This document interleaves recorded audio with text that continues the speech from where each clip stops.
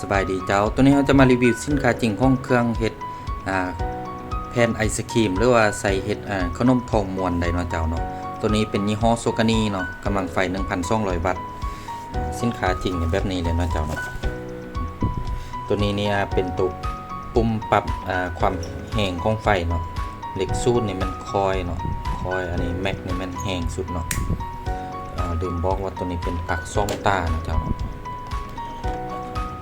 เสียบแล้วก็โอเคแบบนี้กันขึ้นแบบนี้เราได้เนาะ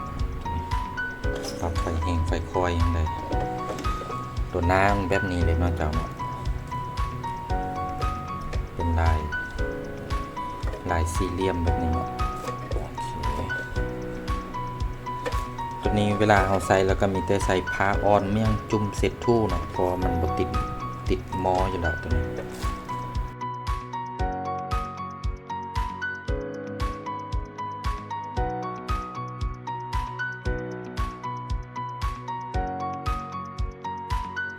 ตัวนี้เขาจะมาวัดแทกขนาดน้ำมันเนาะนี่เบิ้งเลยเจ้าอันนี้รวงกวงของน้านี่ได้อยู่ที่20 สังตีเนาะตัวนี้20 สังตีได้เจ้า